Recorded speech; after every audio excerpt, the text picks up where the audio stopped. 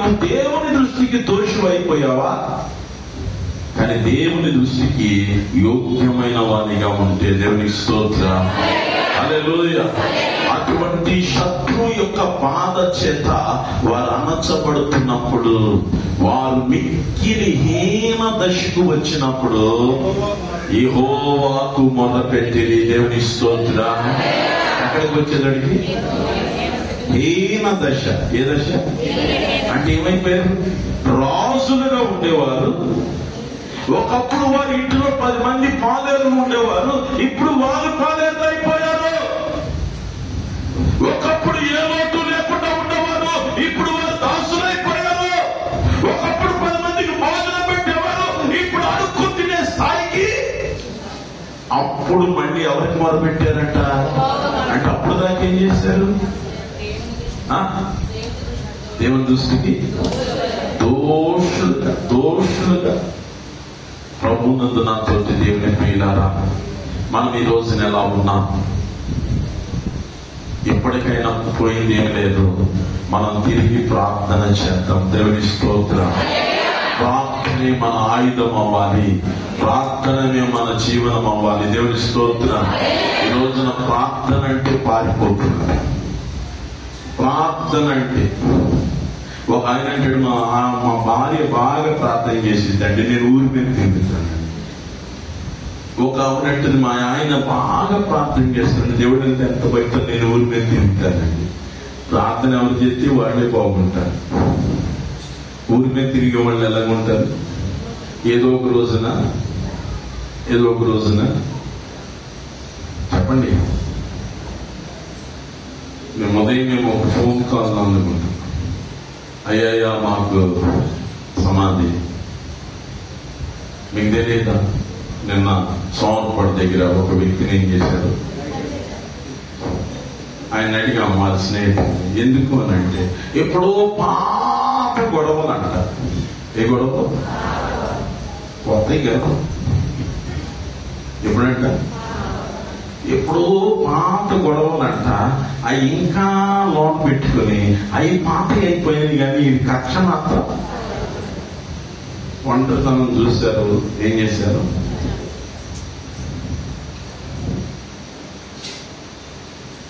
జాగ్రత్త. పాపం పండే రోజు ఒకటి రాబోతుంది. అది పండక ముందే నీ మోకాళ్ళు వంచు. దేవుని స్తోత్రం. ప్రార్థించు. స్త్రీలకు ఉపవాస ప్రార్థన, ఆరాధన సమయం. ఏం చేస్తున్నాం? దేవుని ఎంతగా మహిమపరుస్తున్నాం. నేను చెప్పానంటే ఒక మంచి ఫుడ్. ఈ రోజు ఆదివారం ఒక మంచి ఫుడ్ చెప్పండి. మంచి ఫుడ్డేనా? చికెను, మటను, ప్రాను ఏదో ఉంటుంది బిర్యానీ. దాన్ని ప్రిపేర్ చేయాలంటే మంచిది కావాలంటే ఏం చేయాలి? కొంచెం సమయం ఎక్కువ ఇవ్వాలి, ప్రయాస ఎక్కువ ఉంటది. అవునా కదా? మీరేం మాట్లాడుతున్నారు? మంచిది తినాలంటే ఎక్కువ సమయం కావాలి. ఏదో తినేద్దాంలే అనుకుంటే ఎందుకు వచ్చింది? 20 రూపాయలు జేబులో పెట్టుకుని ఒక అన్నం ప్యాకెట్ 15 రూపాయలు పెట్టుకుని ఒక కూర ప్యాకెట్ పెట్టుకుంటే ఏడుతానే తినాలి. నువ్వు ఎలా ఉన్నావో నాకు తెలియదు. నేను అనేది ఎందుకంటే నీ సమయాన్ని దేవునికి ఇవ్వు. దేవుని స్తోత్రం.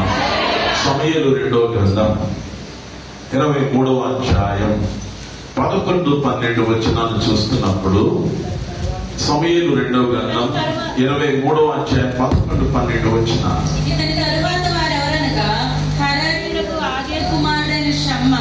ఫిలిస్తీన్లు అలసందల చేనులో గుంపు కూడగా జనులు ఫిలిస్తీన్ల ఎదుట నిలవలేక పారిపోయేది. అలసందల చేనులో నిలిచి ఉండగా జనులు అలసందల చేనులో ఉండగా ఫిలిస్తీన్లు వారి మీదకి వచ్చేదడికి అలసందల చేనులో ఉన్నవారు, సమృద్ధి అయిన స్థలంలో ఉన్నవారు శత్రువు రాగానే ఏమైపోయారంట?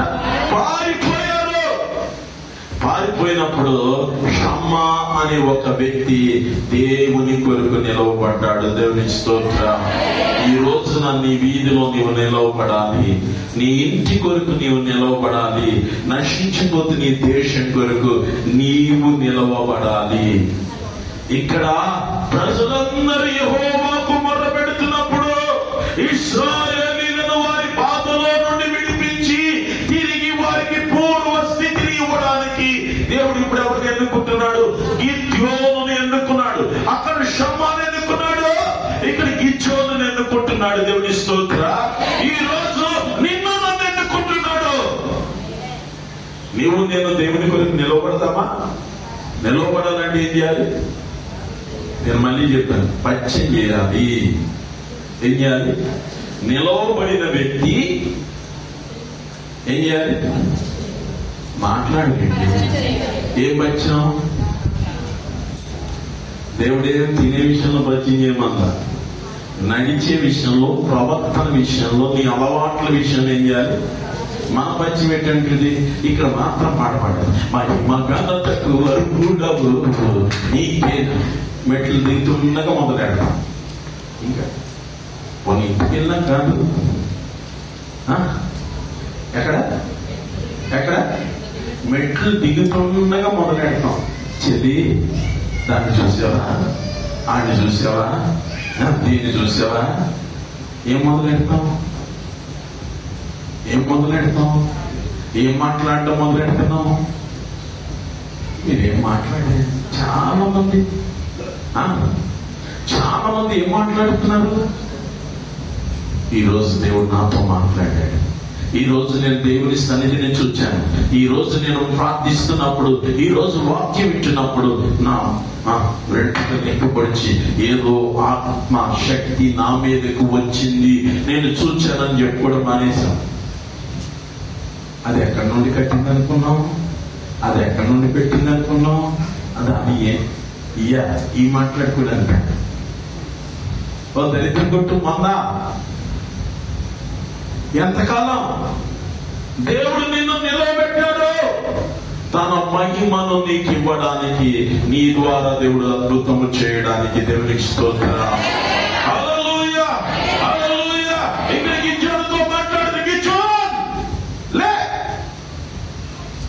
లే లే.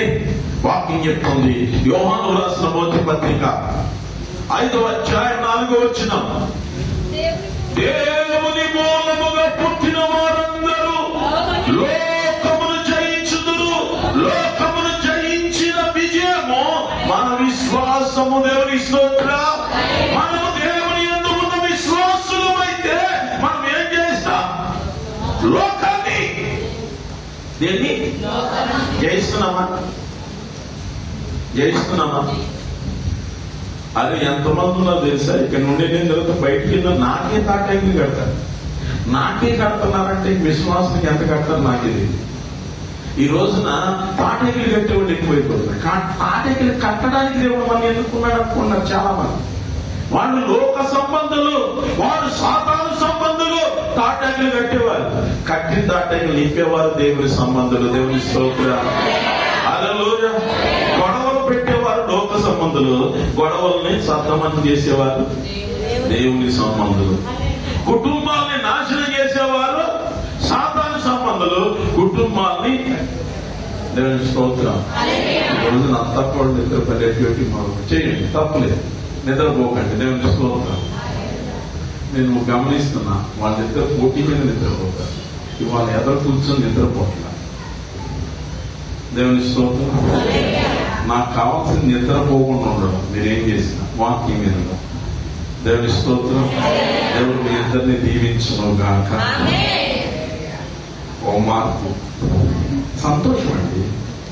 మంచిది చేయడం ఒక తండ్రిగా నాకు. దేవుని స్తోత్రం. హల్లెలూయా, హల్లెలూయా. లోకమును జయించడం. ఎవరు దేవుని ప్రేమిస్తుంటారో, ఎవరు దేవునికి లోబడుతూ ఉంటారో, ఎవరు దేవుని కొరకు జీవిస్తుంటారో వారు లోక సంబంధులుగా ఉంటారు. లోక సంబంధులు నడిచినట్లుగా వారి మాటలు వేరుగా ఉంటాయి, వారి చూపులు వేరుగా ఉంటాయి, వారి నడకలు వేరుగా ఉంటాయి, వారి తలంపులు వేరుగా ఉంటాయి.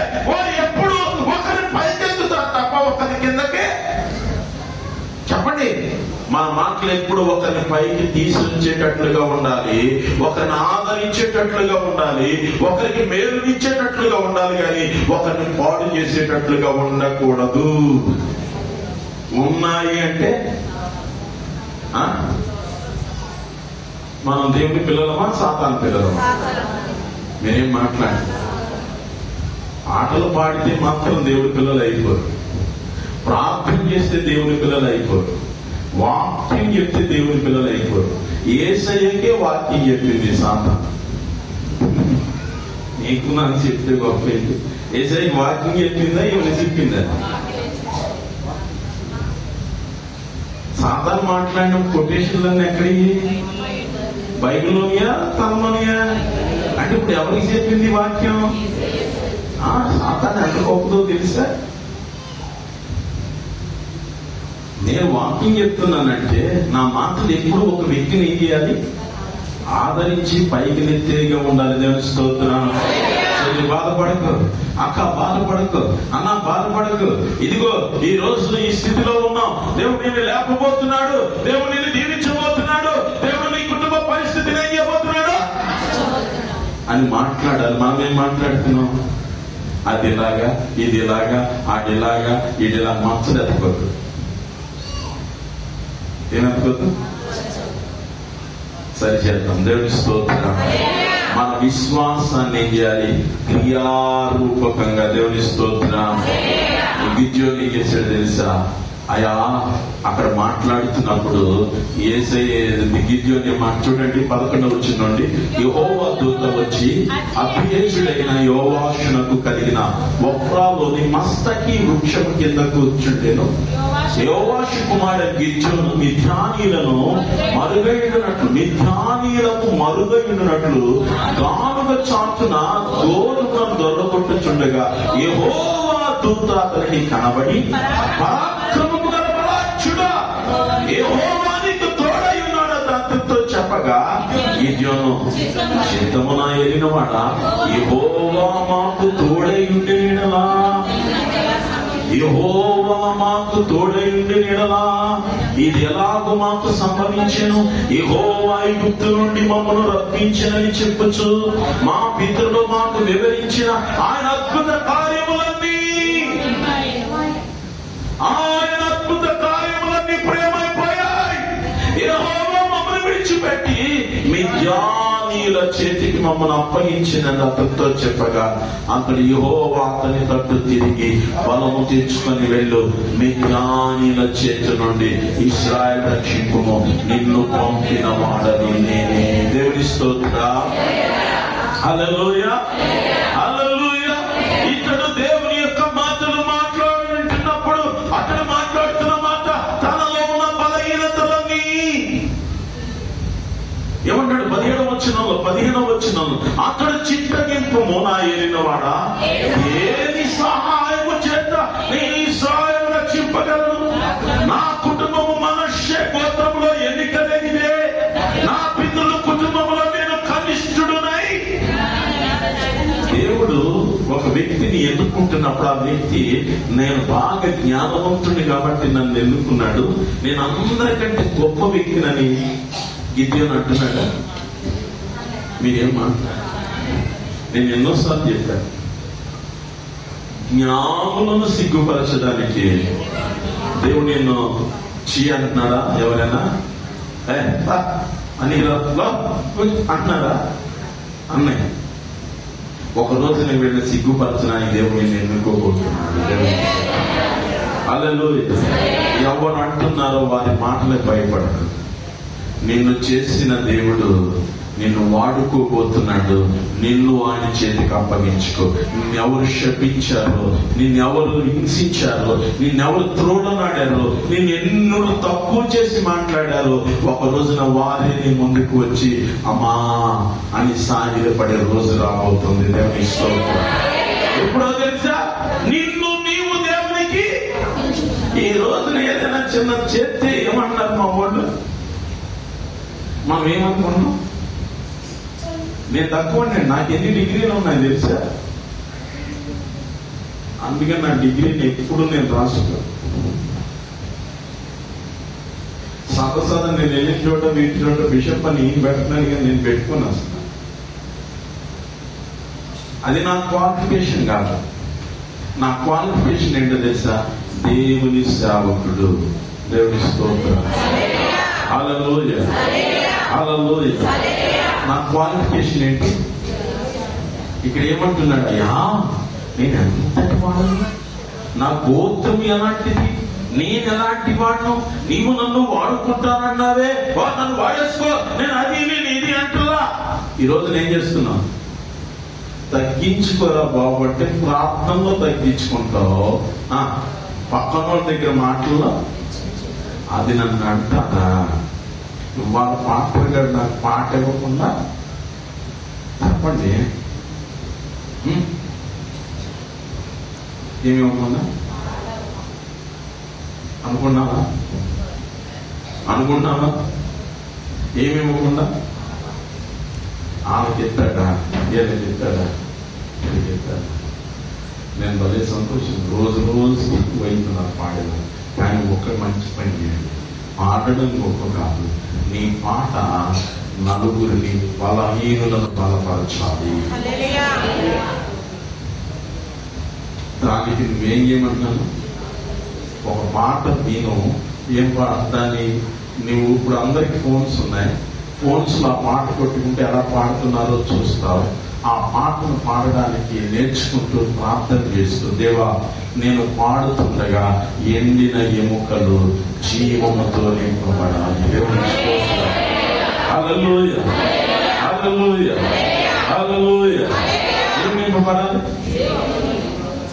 జీవం కాదు, ఏమొచ్చారు? అందుకే చాలా మంది పాటలు వదిలేసి వెళ్ళిపోతున్నారు. మనం పాడితే ఏం కావాలి?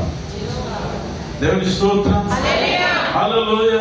అభిషేకమా, అభిషేకమా, నన్ను దీవింపనాపై నీరమ్మయ్యా.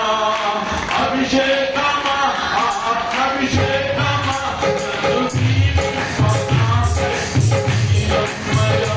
నన్ను దీవింప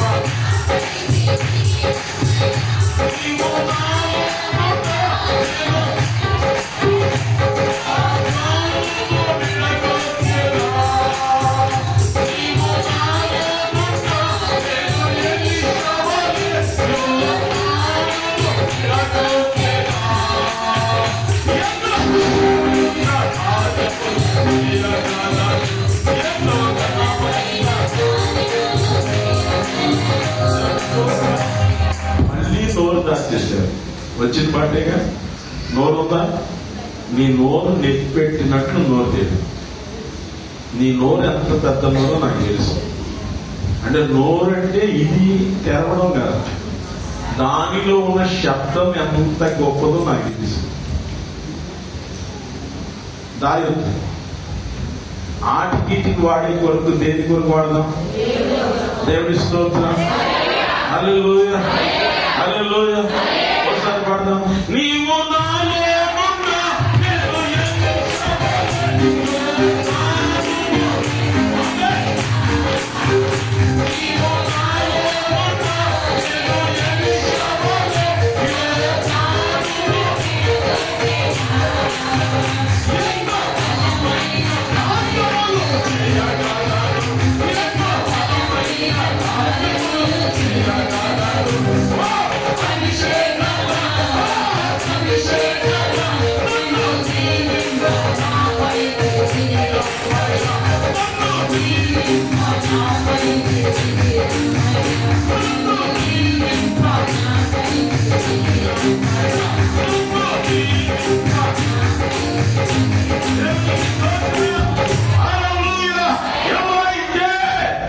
లోకములు తగ్గి వ్యక్తిగతంగా తగ్గి దేవుని మహిమపరచడంలో పైకి వస్తారో వారిని దేవుడు పైకి తీసుకొస్తూనే ఉంటాడు. దేవుని స్తోత్రం.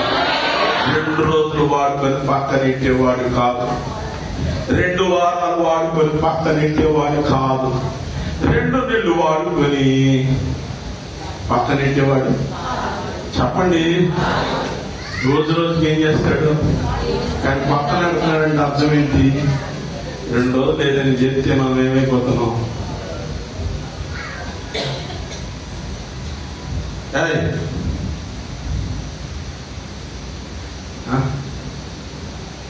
పాదాలు కడగడంలో యేసయ్య ఏం చెప్పాడు?